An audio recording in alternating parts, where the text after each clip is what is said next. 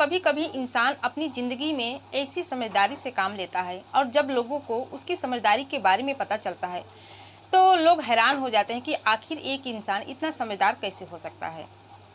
दोस्तों, दरअसल बिहार प्रदेश का एक जिला है बेगूसराय और इसी बेगूसराय के अंतर्गत एक गांव आता है जिसका नाम है भगवानपुर धैया। मैं बात कर रही हूँ 13 नवंबर 2023 की रात के लगभग 1 बजे एक कमरे में अजीब तरह की आवाज़ आ रही थी। और जब इस आवाज़ को उसके जो घर की मुखिया होती है इस आवाज़ के बारे में सुनती हैं तो अपने पति से कहती हैं कि उस कमरे में से अजीब तरह की आवाज़ आ रही है, हम लोग को वहाँ पर जाकर देखना चाहिए। दोनों पति पत्नी उस कमरे के पास जाते हैं और आवाज़ जब सुनते हैं तो खिड़की के अंदर से झाँक कर देखते हैं तो वहाँ का नज़ारा देखकर दंग रह जाते हैं। दरअसल जो उसकी बेटी की बहू थी एक बेड पर पूरी नग्न अवस्था में पड़ी थी और उसके साथ एक और आदमी रहता है जो कि दोनों उस रात को शारीरिक संबंध बना रहे होते हैं। जब दोनों जो घर की मुखिया थी इस तरह की घटना को देखते हैं, अपने बेटे की बहू को किसी गैर मर्द के साथ देखती है तो परेशान हो जाती है। उसे समझ में नहीं आता कि आखिर वो करे तो क्या करे। इसके बाद जो कमरे का दरवाज़ा रहता है अंदर से ताला लगा देती है जिससे कि ना कोई बाहर से अंदर जा पाए और ना ही कोई अंदर से बाहर आ पाए। फिर अपने बेटी को कॉल करती है और कॉल करके कहती है कि तुम्हारी बहू दूसरे मर्द के साथ कमरे में पूरी नग्न अवस्था में है। जब उसका पति इस बात को सुनता है तो आग बबूला हो जाता है और अपने घर आता है और घर आकर अपनी पत्नी जिसका नाम काजल देवी रहता है उससे बात करता है। कहता है कि साल 2018 में हमारी शादी बहुत ही अच्छी तरीके से हुई थी और सब कुछ ठीक ठाक चल रहा था, हमारे 2 बच्चे हैं। ऐसा क्या हुआ कि तुम इस आदमी के प्यार के जाल में फंस गई हो और उसके साथ ऐसा घिनौना कांड कर रही हो, काम कर रही हो। उसकी पत्नी बहुत ही नॉर्मल तरीके से जवाब देती है, कहती है कि हम दोनों एक दूसरे से बहुत ही प्यार करते हैं और ये आज की नहीं बल्कि शादी से 5 साल पहले की ये सब चल रहा है और हम लोग को जब भी मौका मिलता है इस स्थिति में आ जाते हैं, ऐसा संबंध बना लेते हैं। अब तुम चाहे जो कुछ भी करो लेकिन हम लोग अलग नहीं हो सकते। फिर उसका पति उसके जो प्रेमी होता है उसका नाम रहता है राजकुमार ठाकुर, उसके पास जाता है और कहता है कि तुम्हें ये सब काम करते तुम्हें शर्म नहीं आ रही है। उसका प्रेमी भी कहता है कि हम दोनों एक दूसरे से बेहद ही प्यार करते हैं। इसके बाद जो उसका पति रहता है वो बहुत ही शांत तरीके से सोचने लगता है, समझदारी से काम लेता है, बैठकर सोचता है। इसके बाद दोनों से बात करता है और बात करने के बाद अपने गाँव समाज के लोगों के साथ मिलकर दोनों को एक मंदिर में बहुत ही धूमधाम से शादी करा देता है और कहता है कि दोनों की अभी कभी शादी कर दो, आगे हो सके आगे कुछ कांड हो जाए इससे पहले दोनों की शादी कर दो और मैं अकेला अपने दोनों बच्चों के साथ रह लूँगा, उसकी अच्छे तरीके से परवरिश करूँगा। इस तरह से दोस्तों वो आदमी अपनी समझदारी से अपनी बीवी की शादी उसके प्रेमी से करा देता है और दोनों बच्चों की जिम्मेदारी अपने ऊपर ले लेता है। तो दोस्तों आज की और ये जो इसके बारे में सोशल मीडिया पर ये बात बहुत ही वायरल हो जाती है क्योंकि कई लोग उसका वीडियो बना लेते हैं जो कि इतनी समझदारी से काम किया रहता है और सोशल मीडिया पर डाल देते हैं। जब लोगों को इस बात में इसके बारे में पता चलता है तो लोग हैरान और परेशान हो जाते हैं कि आज के युग में भी ऐसा आदमी ऐसा पति हो सकता है जो कि बिना कुछ कांड किए बिना कत्ल किए ऐसी हालत को अच्छे तरीके से सुधार दिया, अपनी पत्नी की शादी उसके प्रेमी से करा देता है। दरअसल दोस्तों आज जो मैं आपको कहानी घटना सुनाने जा रही हूँ ये घटना में होता कुछ नहीं है, कुछ बात भी नहीं रहता है, लेकिन 3 कत्ल हो जाते हैं। सिर्फ 2 बातें को लेकर 3 कत्ल हो जाते हैं और वो कत्ल बहुत ही भयानक रूप से हो जाती है। अब जब लोगों को इसके बारे में पता चलता है, इस कांड के बारे में पता चलता है तो लोग हैरान और परेशान हो जाते हैं कि आखिर एक आदमी इतनी छोटी सी बात को लेकर 3 कत्ल कैसे कर सकता है। तो दोस्तों आखिर क्या होता है आइए जानते हैं इस कहानी की, इस घटना की पूरी जानकारी इस वीडियो के माध्यम से। तो दोस्तों मैं हूं ज्योति कुशवाहा और आपका ज्योति वॉइस चैनल में स्वागत है। दोस्तों वीडियो में आगे बढ़ने से पहले आपसे रिक्वेस्ट है, अगर आप मेरे चैनल पर नए हैं तो वीडियो को लाइक करिएगा, शेयर करिएगा और चैनल को सब्सक्राइब जरूर कर दीजिएगा ताकि हमारा हौसला बढ़ता रहे और आप लोग के बीच में ऐसे ही नई नई घटना सुना सकूँ। तो दोस्तों आज की जो ये सच्ची घटना है ये घटना है राजस्थान प्रदेश शहर का, जिस जयपुर और इसी शहर का एक पश्चिमी एक इलाका है। दरअसल बात कर रही हूँ 19 नवंबर 2023 की शाम को लगभग 4 बजे के आसपास एक व्यक्ति थाना करगरी का रहने वाला जिसका इलाका लगता है सरना डुगर, वहाँ का रहने वाला है जिसका नाम है हनुमान सैनी।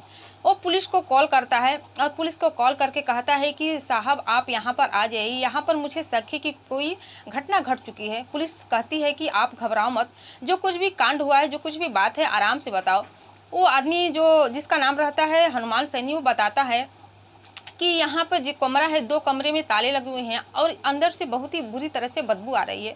जब पुलिस इस घटना के बारे में सुनती है तो अपनी भारी टीम के साथ वहाँ पर पहुँचती है और जब वहाँ पर पहुँचती है तो देखती है कि दोनों 2 कमरे हैं, दोनों कमरे में ताला लगा हुआ है। पुलिस एक कमरे का ताला तोड़ती है, उसका दरवाज़ा दरड़ते देखती है कि एक बेड पर 2 लोग चारपाई पर बहुत ही आराम से सोए हैं, नॉर्मल तरीके से सोए हैं। देखने में ऐसा लग रहा था कि जैसे वो बहुत ही आराम से सो रहे हैं, लेकिन बदबू बहुत तेज़ आ रही होती है, इसलिए वो लोग बेड के पास जाते हैं। चारपाई के पास जब जाते हैं तो देखते हैं एक लड़की बहुत ही बुरी तरह से उसके ब्लड आस-पास ब्लड लगे हुए हैं और उसकी मौत हो चुकी है।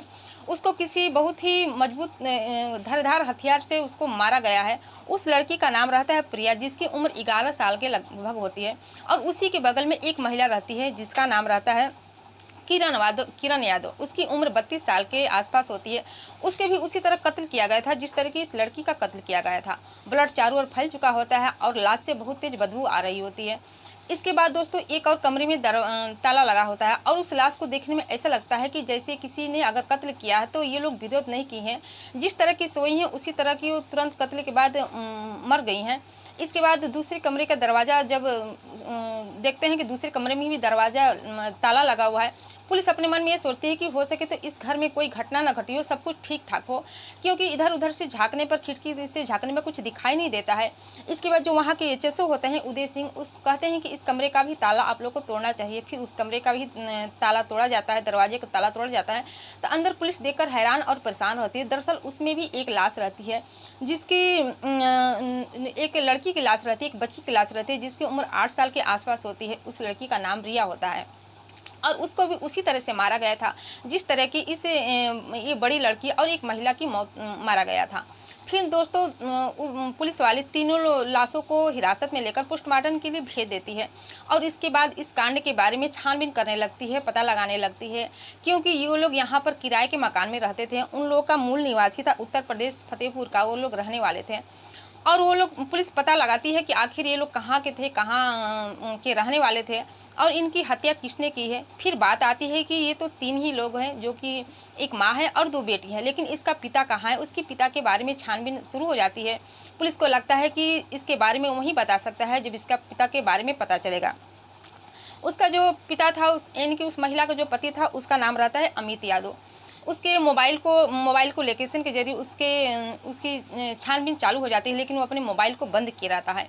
फिर दोस्तों 20 नवंबर के सुबह 7 या 8 बजे वो अपने मोबाइल खोलता है। जब मोबाइल खोलता है तो उसका लोकेशन पुलिस ट्रेस कर लेती है और उस लोकेशन के ज़रिए उसको पकड़ लेती है। जब उसको पकड़ती तो कनकपुर रेलवे स्टेशन पर आराम से बैठा रहता है।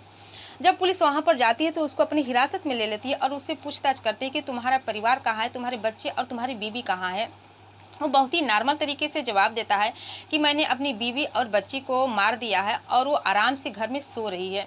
वो ऐसे इस तरह की जवाब देता है जिसे सुनकर पुलिस हैरान हो जाती है, सोचती है कि ज़रूर ये मानसिक तौर पर बीमार है, इसका दिमाग ठीक नहीं है। फिर उसको अब थाने ले आती है। थाने लेने के बाद उससे पूछताछ करने लगती है। तो बताता है कि वो यहाँ पर वो जयपुर में रहकर एक अगरबत्ती फैक्ट्री में काम करता था और काम करके अपने परिवार का पालन पोषण करता था, लेकिन खर्चा इतना ज़्यादा हो गया कि उसके ऊपर 2 लाख रुपए का कर्ज हो चुका था। वो बहुत ही परेशान था और परेशान तो था ही। फिर वो अपनी साली का रिश्ता भी ठीक कर देता है, शादी भी ठीक कर देता है, जिसकी वजह से उसकी पत्नी उससे लड़ाई करने लगती है। उसको अपनी बहन के रिश्ते से एतराज़ था, वो नहीं चाहती थी कि मेरी बहन का शादी ये करे और इसी वजह से दोनों पति पत्नी में लड़ाई होने लगती है। लड़ाई होने के बाद आए दिन वो लड़ाई सुलझाने की बात करता था, लेकिन आए दिन लड़ाई बढ़ती ही जाती थी। थोड़ी थोड़ी बात को लेकर दोनों पति पत्नी में हमेशा लड़ाई होने लगती है। फिर एक दिन ये इतना गुस्सा हो जाता है उसका पति कि अपनी पत्नी को एक डंडे से उसके सिर पर वार कर देता है। वार इतनी ज़ोर से करता है लेकिन उसको लगती ही नहीं, वो बेहोश हो जाती है। इसके बाद वो ठीक हो जाती है। जब ठीक हो जाती है तो सोचता है क्यों ना इसको अपने रास्ते से ही हटा दिया जाए। फिर एक रात वो 16 नवंबर को रात को आता अपने घर में आता है तो देखता है कि उसकी पत्नी उसके दोनों बच्चियां सोई हुई हैं, आराम से गहरी नींद में सोई रहती है। वो उसको मारने का, अपनी पत्नी को मारने का प्लान बनाता है और एक भारी हथौड़ा लेता है। भारी हथौड़ा लेने के बाद अपनी पत्नी के सिर पर मारता है।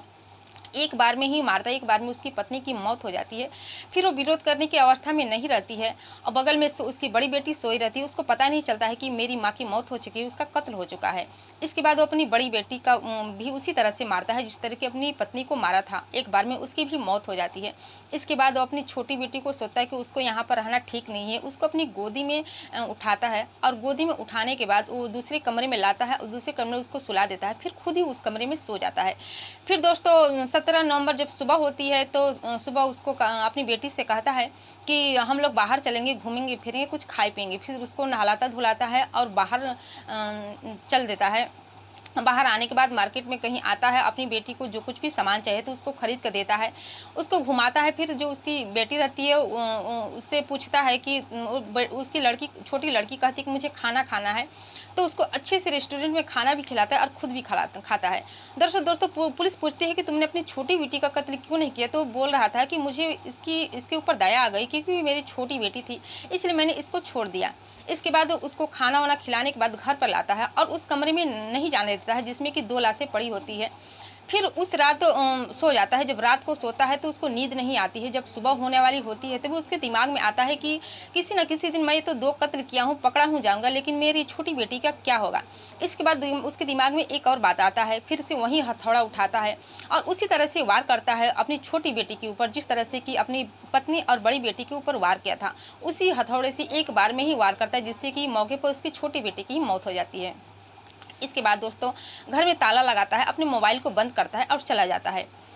फिर जब ऐसे ही 2-3 दिन बीत जाते हैं, जब 2-3 दिन बीत जाते हैं तो 20 नवंबर 2023 के दिन उस रूम में से बदबू आने लगती है, जो लाश में जिसमें बेजान लाश हो जाती है, जिसमें जान नहीं रहता है, उसमें सड़न सी आ जाती है। वो लाश पूरी तरह से सड़ चुकी होती है जिससे कि बदबू आ जाती है। जब ये बदबू आ जाती है तो वहाँ के जो किराए के जो रूम थे उसका जो मालिक था, उस हनुमान सैनी, उसको बताया जाता है कि तुम्हारे कमरे में से बहुत ही अजीब तरह की बदबू आ रही है। फिर जब बदबू आती है तो पुलिस को कॉल करता है और कॉल करने के बाद जब पुलिस आती है तो इस घटनाक्रम के बारे में खुलासा करती है, जिससे कि लोग जानकर हैरान और परेशान हो जाते हैं।